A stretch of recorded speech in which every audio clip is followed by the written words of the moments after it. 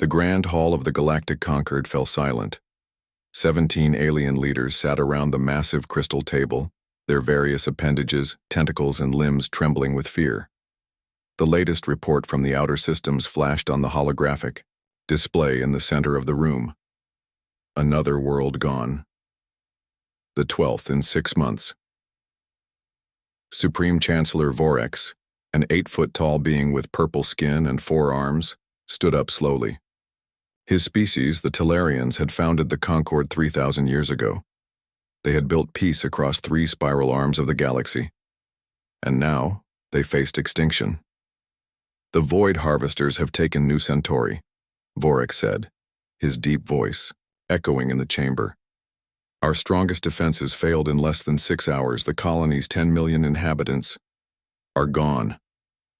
The representatives of the 17 most advanced species in the galaxy looked at each other with dread.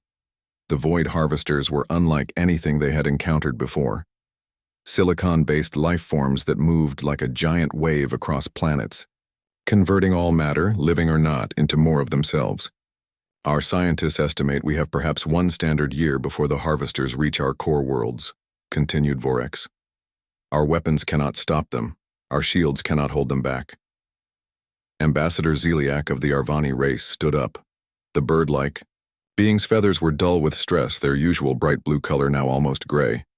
Supreme Chancellor, I must bring up what we have all been avoiding, said Zeliak. There is one species that might help us. One we have kept isolated. A murmur went through the chamber. Everyone knew who Zeliak meant. The humans, whispered Vorex, almost too quiet to hear. 300 years ago, the Concord had encountered humanity. The meeting had gone badly. The Concord, believing humans to be primitive and easily controlled, had tried to bring Earth into their alliance as a worker-class planet. The war that followed shocked the Concord deeply. Humans fought like nothing they had seen before. While technologically behind the Concord, humans used tactics that the peace-loving alliance found horrifying. Guerrilla warfare, suicide attacks, environmental destruction as a weapon. After losing 3 fleets, the Concord signed a treaty that restricted humans to their solar system, believing them too dangerous to join galactic society. You suggest we ask these savages for help? Asked the representative from the Molk Confederation, his gelatinous body rippling with disgust. I suggest we have no choice, replied Zeliak firmly. The Concord faces extinction. The humans showed us once what they are capable of when fighting for survival.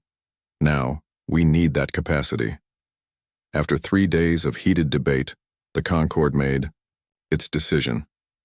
Ambassador Zeliak would go to Earth with a diplomatic team. Their mission, to beg the species they had contained and feared for 3 centuries for military help. The journey to the Sol system took 2 weeks in the fastest Concord ship. As they approached the edge of human space, warning signals flashed across their communication systems. Concord vessel, this is United Earth Defense Force. You have entered restricted space as defined by the Treaty of Luna. Identify yourselves and state your purpose immediately. Zeliak stepped forward to the communication panel. This is Ambassador Zeliak of the Galactic Concord. We come on an urgent diplomatic mission and request permission to approach Earth. There was a long pause. Then, permission granted. You will be escorted to Luna Station. Any deviation from the flight path will be considered an act of war. 4 sleek black human ships appeared around them, their weapons clearly visible. Zeliak noticed with surprise how advanced they looked. Humans had been busy these 3 centuries. Luna Station orbited Earth's moon, a massive structure of metal and glass. As the Concord ship docked, Zeliak prepared mentally for the mission. The ambassador had studied human culture extensively but had never actually met one before. The Concord delegation was led to a large meeting room where the United Earth Defense Council waited. 12 humans sat at a simple metal table. Zeliak was surprised at how normal they looked. Based on the stories, the ambassador had half expected monsters. General Helena Reyes sat at the center of the human side. Her dark hair was streaked, with gray, and a long scar ran down the left side of her face. Her eyes were hard as she watched the aliens enter. "Ambassador Zeliak," she said, her voice cool. "This is the first official contact between our peoples in 300 years. Why are you here?" Zeliak stepped forward and activated a holographic projector. Images of planets appeared, beautiful worlds full of life, and then showed those same worlds consumed by a wave of shifting crystalline structures that left nothing but barren rock behind. "This is the Void Harvester," explained Zeliak, "a silicon-based life form that has already destroyed 12 of our worlds. Our weapons cannot stop them. Our defenses fail against them. They convert all matter they touch into more of themselves." The humans watched silently as the images showed conquered ships fighting desperately against the wave, their advanced weapons barely slowing it down. "How many have died?" asked General Reyes, her eyes fixed on the hologram. "Over 30 billion sentient beings so far," replied Zeliak. "At the current rate of expansion, the harvesters will reach Earth in approximately 18 months. The room fell completely silent. General Reyes exchanged glances with the other council members. "And you've come to warn us?" asked a thin man with glasses who sat near Reyes. "No," said Zeliak, lowering his feathered head in a gesture of humility. That was painful for any Arvani to perform. "We've come to ask for your help. The Concord, all 17 member species, formally requests Earth's military assistance against the harvester threat." General Reyes leaned forward, her scarred face showing no emotion. "You confined us to our solar system because you feared what we might become," she said slowly. "Now we see what you've become without us. Pray." Zeliak had no response to this. "It was, after all, the truth. We offer full access to Concord technology in exchange for your help," added Zeliak. "All restrictions from the Treaty of Luna would be lifted. Earth would join the Concord as a full member with equal standing." General Reyes stood up. "Show us everything you have on these harvesters, every detail, every encounter, every weakness you've found, if any." She turned to the council members. "And contact the president. The full United Earth government needs to hear this." As the humans began to review the data, Zeliak felt a strange mix of hope and dread. The Conquered needed humanity's help to survive. But what would be the cost of unleashing the species they had feared for so long? The fate of the galaxy now rested with the humans. And humans, as the Conquered had learned long ago, did not fight to negotiate or to maintain balance. Humans fought to win, no matter what it took. 3 days after Ambassador Zeliak's arrival, Earth made its decision. The United Earth government would send a team to Conquered space to assess the threat firsthand before committing to full military action. The team would include military officers, scientists and historians, experts who could evaluate both the danger and the Concord itself. Admiral Marcus Chen was chosen to lead the mission. At 52 years old, he was one of Earth's most respected military leaders. His grandmother had died fighting the Concord during the First Contact War, a fact that was not lost on anyone. "Admiral Chen," said President Rodriguez during the private briefing, "you understand what's at stake here. If these harvesters are as dangerous as the Conquered claims, they threaten all life, not just alien worlds, but Earth too." Chen nodded, his face serious. "And if they're exaggerating, Madam President? If this is some trick to gain access to our military capabilities?" "That's exactly why you're going," she replied. "Trust nothing. Verify everything." The human delegation departed, aboard the Concord diplomatic vessel, accompanied by 4 Earth warships as escort. Among Chen's team were Dr. Amara Okafor, Earth's leading xenobiologist, and Professor James Way, a military historian specializing in the First Contact War. As they traveled through Conquered space, Chen observed their hosts carefully. Ambassador Zeliak seemed genuinely afraid, but fear could be faked. The Admiral kept his suspicions to himself. After 5 days of faster-than-light travel, they arrived at the edge of what had once been the Tellus system. The 4th planet, Tellus IV, had been a thriving Concord colony just 2 weeks earlier. Now it was under harvester attack. From the safety of orbit, Chen and his team watched through the ship's viewing windows. The surface of the blue-green planet was being consumed by what looked like a silver tide. Where it passed, nothing remained but bare rock. 17 million residents lived there, said Zeliak quietly. We're still evacuating. Perhaps 3 million have escaped so far. Chen turned to Dr. Okafor. What are we looking at, Doctor? The xenobiologist studied the sensor readings. Definitely silicon-based life forms moving as a single entity. They seem to break down matter at the molecular level and rebuild it into more of themselves. She looked up, her eyes wide. It's like nothing in our records. Show me your defensive measures, Chen ordered the Concord officers. What followed was a disturbing revelation. The Concord's military doctrine had grown soft over thousands of years of relative peace. Their weapons were technologically impressive. Energy beams that could slice through mountains, shields that could withstand meteor impacts, but their tactics were rigid and predictable. You fire warning shots? Professor Wei asked, incredulous. Against an enemy that's consuming entire worlds? The Concord values life above all, explained a Talarian commander named Zyrex. We have protocols for all combat situations. We issue warnings, then proceed with measured responses to minimize loss of life. What about when the enemy doesn't care about loss of life? Asked Chen. These harvesters sacrifice millions of their units without hesitation. Zyrex seemed confused by the question. Our doctrine is based on 3 millennia of peacekeeping. All rational beings value self-preservation. Chen exchanged glances with his team. These aliens didn't understand what they were fighting. Before he could respond, alarms blared throughout the ship. Evacuation ships under attack, shouted a Concord officer.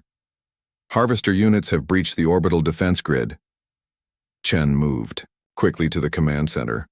On the main screen, he could see 3 large evacuation ships surrounded by smaller silver shapes, harvester attack units that had somehow reached orbit. Defensive pattern Alpha 6, ordered Commander Zyrex. The Concord ships formed a precise formation and began firing warning shots near the harvester units. They're not backing off, said a Concord officer, surprise in his voice. Of course they're not, muttered Chen. He stepped forward. Commander Zyrex, I request emergency command authority under Section 12 of our agreement. The Concord commander hesitated, then nodded. Granted. Chen turned to the communications officer. Connect me to Earth escort vessels. When the link was established, he said, This is Admiral Chen. Implement Combat Protocol Zulu 9. Target harvester units directly. No warning shots. Protection of evacuation ships is priority 1. The human warships broke formation and attacked aggressively. Unlike the Concord's precise, measured approach, the Earth ships fired full weapons directly into the center mass of the harvester units. They maneuvered unpredictably, drawing harvester units away from the evacuation ships, then ambushing them with concentrated fire. The Concord officers watched in shock as the humans engaged with a level of violence they hadn't seen in centuries. Within 20 minutes, the harvester attack was repelled and the evacuation ships were safe. Your methods are effective, Commander Zyrex admitted, though he couldn't hide his discomfort. But such aggression saved those ships, Chen finished firmly. Commander, your people have forgotten what real war looks like. These harvesters aren't interested in negotiation or minimal casualties. They're an extinction-level threat. While the battle was happening, Dr. Okafor had been studying the sensor data. She approached Chen with excitement in her eyes. Admiral, I've made a discovery, she said. The harvester units don't communicate with signals we can detect. Based on their reaction patterns, I believe they use quantum entanglement. What does that mean in simple terms, Doctor? Chen asked. It means their communication is instantaneous across any distance. No lag, no signal to intercept. She paused. But it also means they share a unified consciousness. They're not individuals. They're one entity spread across billions of bodies. Chen understood immediately. A single mind, which means a single point of failure. Over the next week, the human team visited 3 more conquered worlds, witnessing harvester attacks and helping coordinate defenses using Earth tactics. Each time they saw the same pattern. The Concord's advanced but restrained approach failing, while human aggressive tactics succeeded. After gathering all the data they could, Chen prepared to return to Earth. He met with the conquered High Council, one final time. "We've assessed your situation," he told them bluntly. "Your technology is impressive, your weapons are powerful, but your military doctrine is useless against this enemy." The council members shifted uncomfortably. "The harvesters don't think like you do," Chen continued. "They don't value individual lives. They don't respond to warnings or measured responses. They adapt quickly to predictable tactics."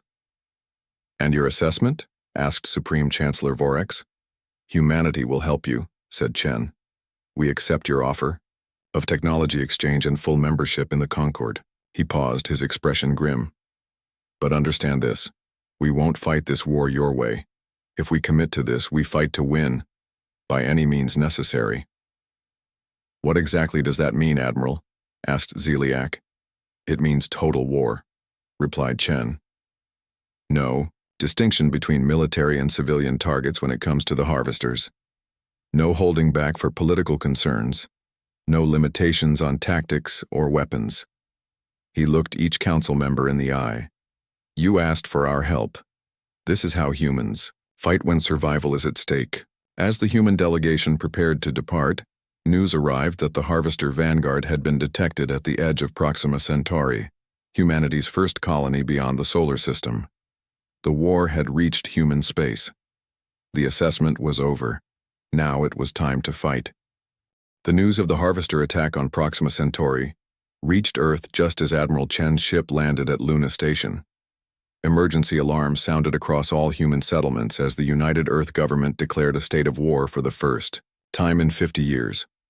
General Helena Reyes stood before the combined Earth Defense Council and representatives from the Galactic Concord. Her scarred face was grim as she activated the central display showing Proxima Centauri's defensive stations, already under attack. 3 hours ago, Harvester scout units breached the outer defense grid at Proxima, she announced. All civilian evacuations are underway, but we estimate we can only save 60% of the colony's population before main Harvester forces arrive. The Concord representatives looked horrified. Chancellor Vorex stood up, his forearms spread wide. "Surely you must attempt to save everyone. We can send ships." "With respect, Chancellor," interrupted Reyes, "this is now a human military operation. We've reviewed Admiral Chen's assessment and have implemented War Protocol Omega." "What is this protocol?" asked Ambassador Zeliak, noticing how the human officials had suddenly become very still.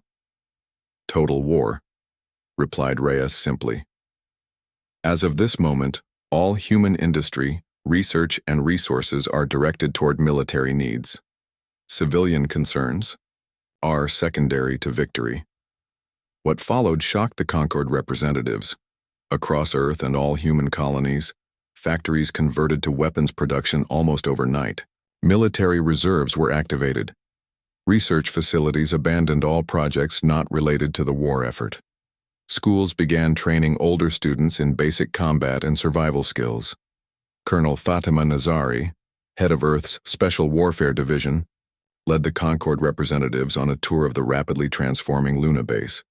Where there had been research labs and civilian facilities just days before, now there were weapon testing ranges and tactical planning centers. "You're arming your scientists?" asked Concord Fleet Commander Tazik, a tall crystalline being who had joined the delegation. He watched as a group of what were clearly academics practiced with pulse rifles. "Everyone fights," replied Nazari. "Everyone contributes. That's what total war means." In the main strategy room, General Reyes unveiled the human battle plan to the combined Human Concord Command Staff. As holographic displays showed human and Concord forces in formation, Reyes explained the approach that would shock their allies. "Based on Dr. Okafor's research, we know the harvesters are a unified consciousness. They don't value individual units because they're all connected," she said. "Our standard tactics won't work against such an enemy." She activated a new display showing human battle formations that broke every rule in the Concord military handbook. "We will not distinguish between harvester military and civilian targets. They have no civilians. We will use environmental devastation as a tactic when necessary.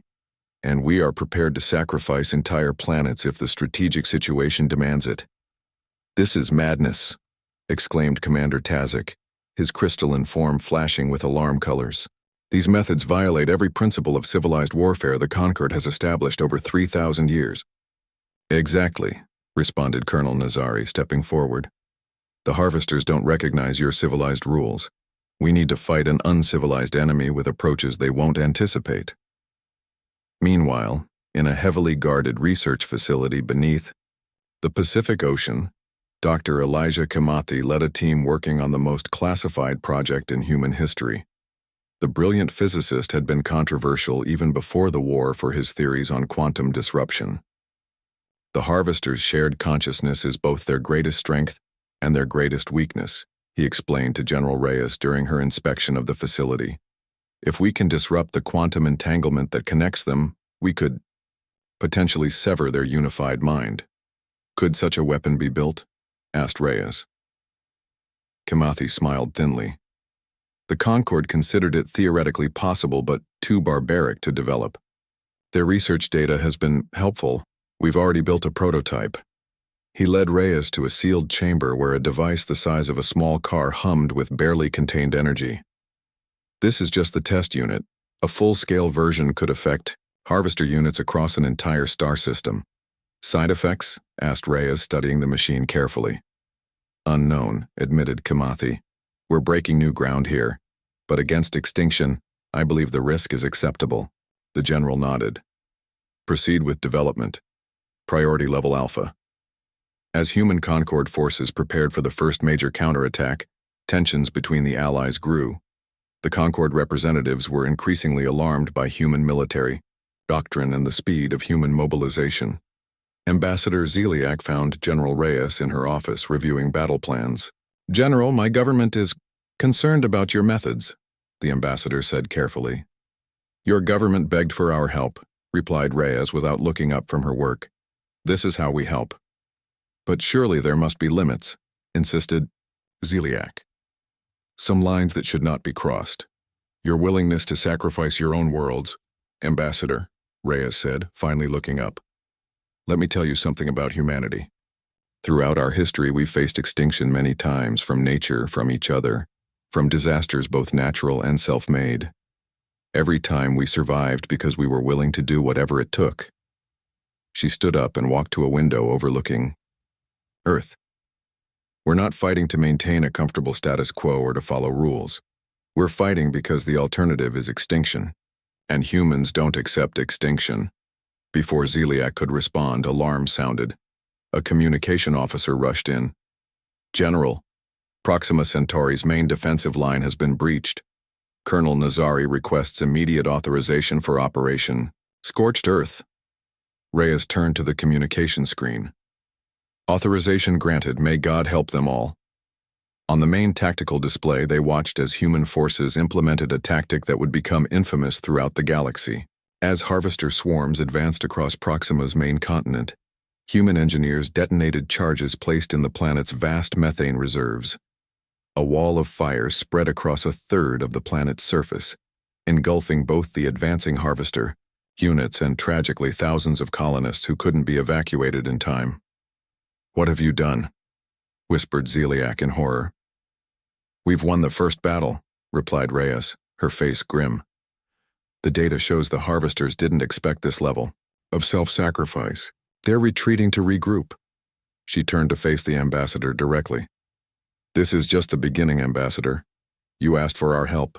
Now you're getting it. Humanity, unleashed. Total war has begun. In space above the burning world, both human and Concord ships watched in silence. The humans with grim determination, the Concord with growing fear, not just of the enemy they fought, but of the allies they had begged to help them. The victory at Proxima Centauri came at a terrible cost. Over 20,000 colonists couldn't be evacuated in time. The videos of the planet's surface burning while Harvester units disintegrated under the intense heat spread throughout Concord space. Some saw it as necessary ruthlessness. Others viewed it as barbarism. Colonel Fatima Nazari stood before the combined Human Concord command staff 1 week after the battle. Her dark eyes showed no signs of regret as she presented the data analysis. Operation Scorched Earth was a success, she stated flatly.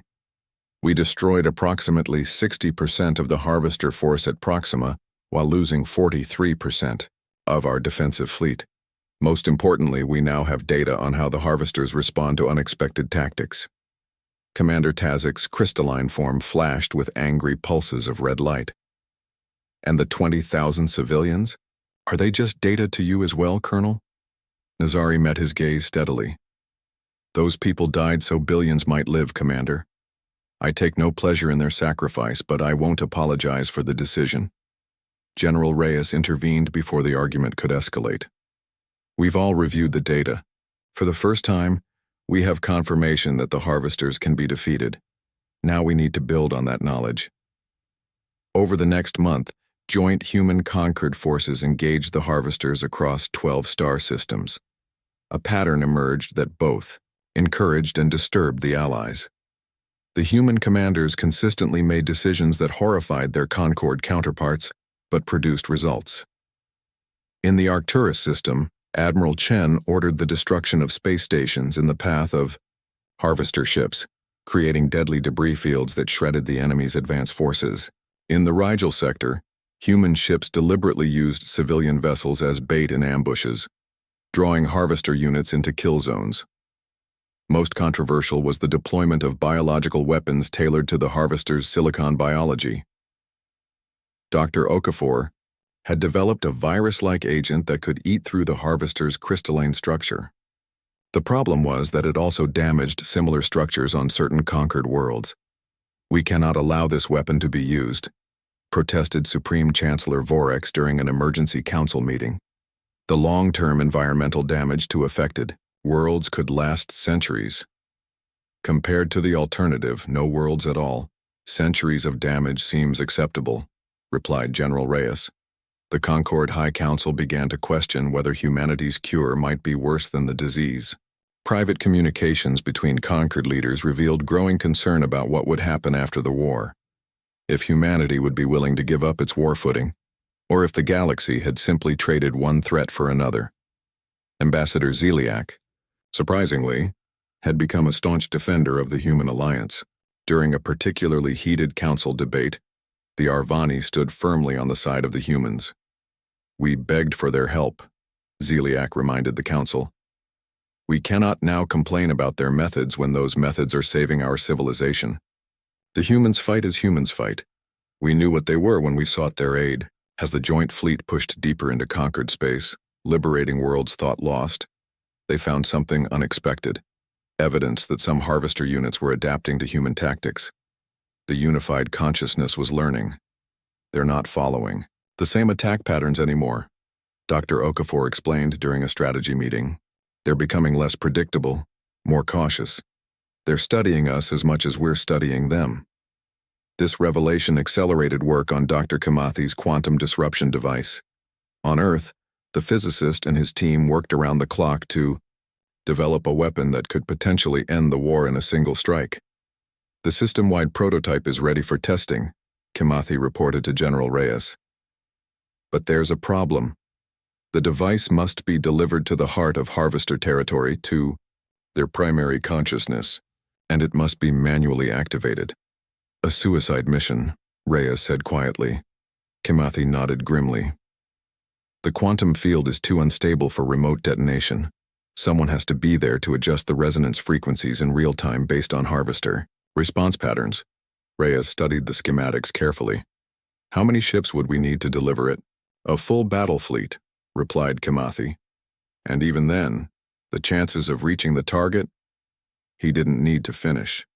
The general was silent for a long moment. Prepare the device for deployment.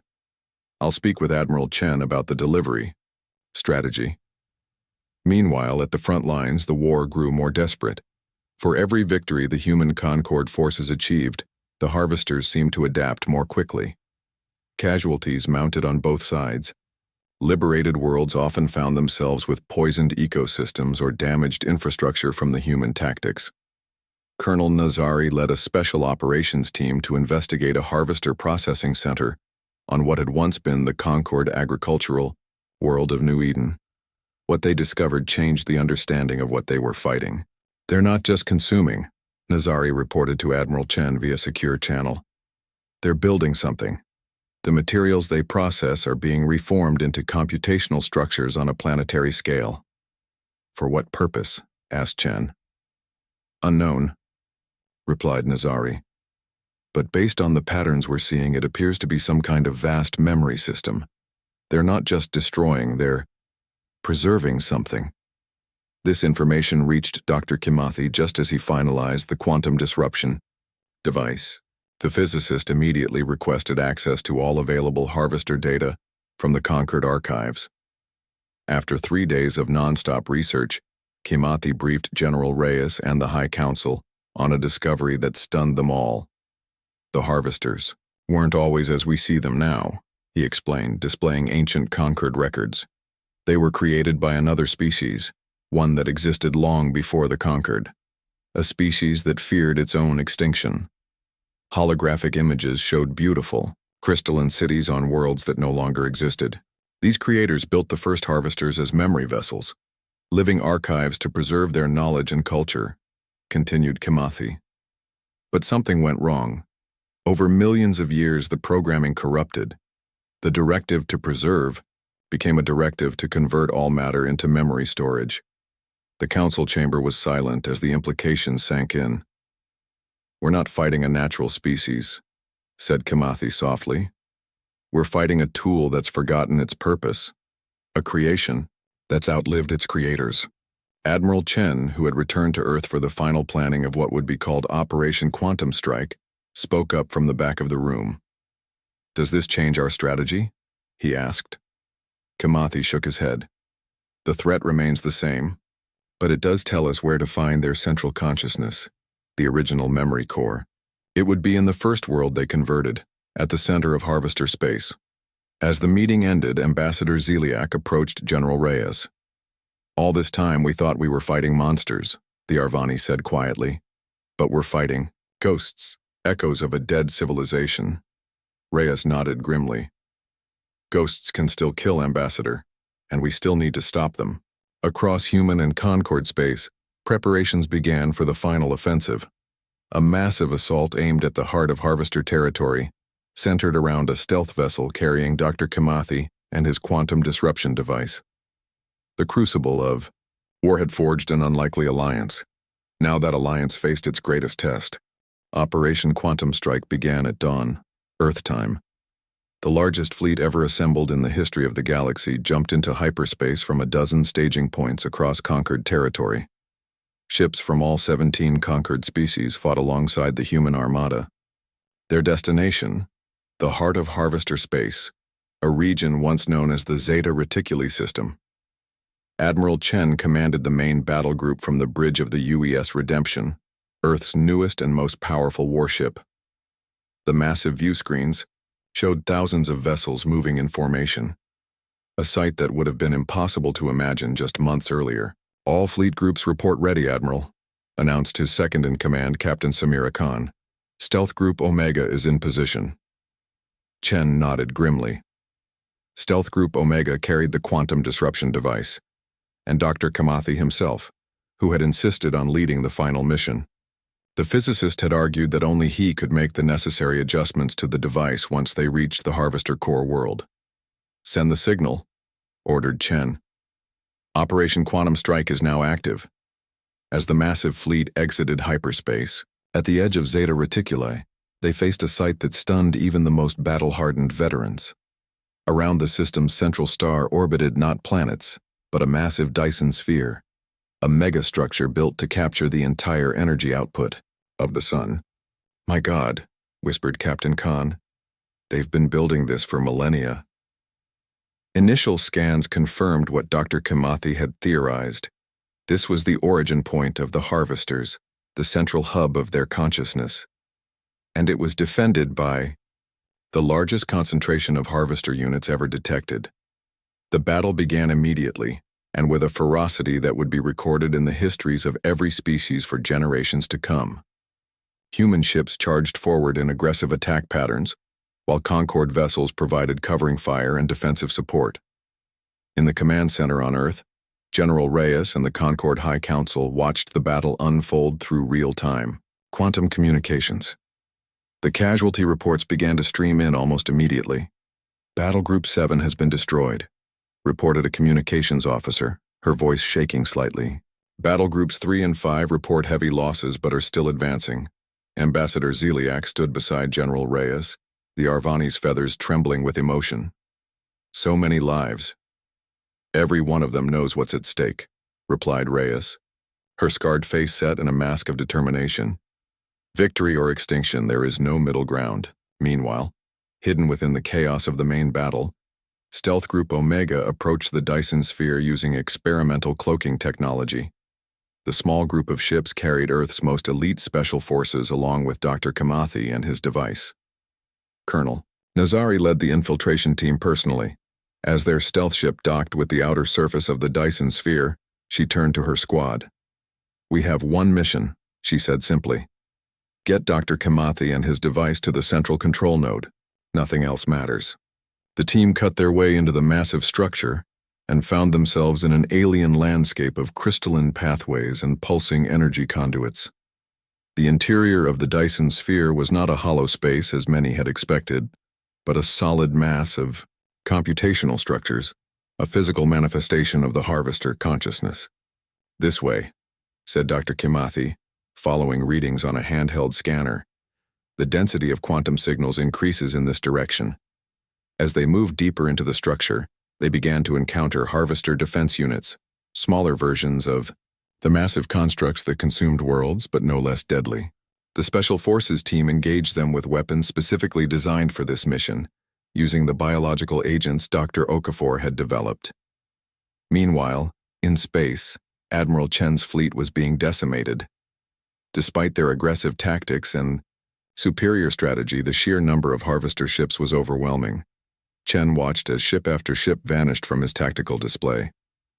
"Sir," said Captain Khan, "at current loss rates, we have perhaps 20 minutes before our position becomes untenable."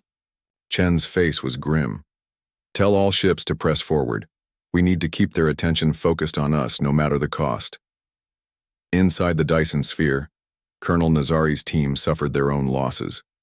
Of the 20 soldiers who had begun the mission, only 7 remained as they approached what Kamathi identified as the central control node, a vast chamber at the heart of the structure.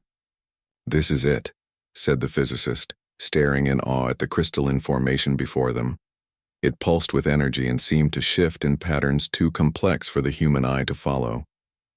The original memory core, the first Harvester unit ever created. As Nazari's team secured the area, Kamathi began setting up the quantum disruption device. The machine, about the size of a small car, hummed with power as he made delicate adjustments to its controls. "How long?" asked Nazari, firing at an approaching Harvester unit. 10 minutes to calibrate," replied Kamathi. "Then perhaps 5 more to activate fully." A sudden explosion rocked the chamber as more Harvester units broke through the team's defensive perimeter. 3 more soldiers fell, their weapons useless against the overwhelming numbers. "We don't have 15 minutes," said Nazari grimly. Kamathi looked up from his work, his face resolute. "Get your people out, Colonel. I can finish this alone." "That's a suicide mission, Doctor," Nazari replied. "The extraction ship won't wait." "Someone has to stay to manually adjust the final settings," interrupted Kamathi. "The device must be tuned to the exact frequency of the Harvester consciousness as it tries to defend itself. There's no automation that can do that." He looked at the remaining soldiers. "Your mission was to get me here. Mission accomplished. Now go. Make sure all this wasn't for nothing." After a brief argument, Nazari reluctantly agreed. As she led her surviving team members back toward the extraction point, Kamathi returned to his work, alone in the heart of enemy territory. In orbit, Admiral Chen received the signal that Stealth Group Omega was withdrawing. "All ships execute final phase," he ordered. Give them everything we've got. The remaining human and Concord ships launched a final, desperate assault, drawing all Harvester forces toward them and away from the Dyson sphere. In the control chamber, Kimathi worked feverishly as Harvester units converged on his position. The quantum disruption device was almost ready. As he made the final adjustments, he opened a direct channel not to his human commanders, but to the Concord High Council.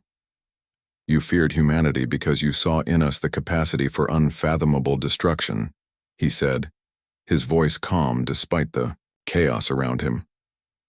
Today, that capacity saves you all. With Harvester units just meters away, Kimathi activated the device. A pulse of energy unlike anything seen before erupted from the machine, spreading through the quantum connections that linked all Harvester units across the galaxy. The unified consciousness that had threatened all life began to fragment, each piece suddenly isolated from the whole. Billions of individual units suddenly cut off from the central mind that had directed them for millennia. In space, Admiral Chen watched in amazement as Harvester ships stopped in mid-attack, their movements becoming erratic and uncoordinated. It worked, whispered Captain Khan. They're confused. The victory came at a staggering price. 40% of the human fleet destroyed. 8 Concord worlds rendered uninhabitable by the tactics used to defend them. Millions of lives lost, including Dr. Kimathi's. As the survivors gathered to assess the aftermath, a question loomed over them all. What now? 2 years after the end of the Harvester War, the galaxy had changed forever. The Galactic Concord, once a rigid hierarchy with traditions stretching back thousands of years, had been forced to reorganize. Humanity was now a full member, albeit one that other species regarded with a complex mixture of gratitude, respect, and fear. Admiral Chen stood at the viewport of the newly constructed Concord Central Station, watching ships from dozens of worlds moving through the busy space lanes. Some were military vessels, others civilian transports and trading ships. Peace had returned, but it was a different kind of peace than before. Quite a view, isn't it? Asked a familiar voice behind him. Chen turned to see Ambassador Zeliak approaching, the Arvani's feathers once again the bright blue they had been before the war. It is, the Admiral agreed. Hard to believe that 2 years ago we thought we might lose it all. Thanks to humanity we didn't, said Zeliak, though some would say the cost was high. Both of them knew what the ambassador meant. The tactics humanity had employed during the war remained controversial throughout conquered space. 8 worlds had been rendered uninhabitable. Millions had died. Ethical debates raged in the Concord Council about whether certain human methods had been necessary or excessive. We're rebuilding, said Chen simply. That's what matters now. They walked together toward the great hall where the memorial ceremony was about to begin. Today marked the official dedication of the Monument of Remembrance, a vast structure bearing the names of all who had died in the Harvester War, human and conquered alike. General Helena Reyes, now Earth's representative to the Concord High Council, stood at the center of the platform. Her military uniform had been replaced by the formal attire of a diplomat, though the scar on her face remained a reminder of her warrior past. Today, we honor those who gave everything so that life might continue, she began, her voice carrying, across the silent crowd. Human, Arvani, Talarian, Molk, and yes, even the long-extinct creators of what became the Harvesters. The monument behind her slowly rotated, displaying names in the writing systems of all 18 species now part of the Conquered. We brought methods of warfare the galaxy had forgotten, Reyes continued, acknowledging what many were thinking. We made choices some call monstrous, but we also remembered something the Concord had forgotten, that peace is not merely the absence of conflict, but something precious that sometimes must be defended with terrible resolve. The hall remained silent, but the tension that had existed between humans and the Concord species had softened somewhat. Time was beginning to heal the deepest wounds. After the ceremony, Chen found himself in a meeting with Concord military leaders. The integration of human tactical doctrines into Concord defense forces had begun, albeit cautiously. Similarly, humans eagerly adopted conquered technology, their ships and weapon systems evolving rapidly. The joint scientific mission to study dormant harvester units has made progress, reported Commander Zyrex, who had fought alongside Chen during the war. We believe we can adapt some of their quantum communication technology for peaceful purposes. Other cooperative ventures flourished as well. Joint exploration teams now ventured into previously uncharted regions of the galaxy. Cultural exchange programs brought students from conquered worlds to Earth and sent human scholars to study in alien universities. Not everything was harmonious, of course. Some conquered species remained deeply distrustful of humans and their capacity for violence. Some humans, in turn, resented the conquered for confining them to their solar system for centuries. Colonel Nazari, now heading Earth's diplomatic security forces, had established training programs for a mixed human-conquered rapid response team. The next threat may come from somewhere else, she often said, but we'll face it together. The most significant change, perhaps, was philosophical. The Concord, which had grown complacent over millennia of relative peace, had been forced to confront its own weaknesses. The humans, with their history of conflict and survival against all odds, had reminded the older species that the universe was not always kind or fair, and that sometimes survival required difficult choices. In his private laboratory on Luna, Professor Wei worked with a team of conquered historians to document the war. We must remember not just what happened, but why, he told his students, both the necessity of our actions and their cost. Research into the remaining harvester technology continued under strict oversight. The artificial intelligence that had nearly destroyed all life had once been created with good intentions, a lesson no one wanted to forget.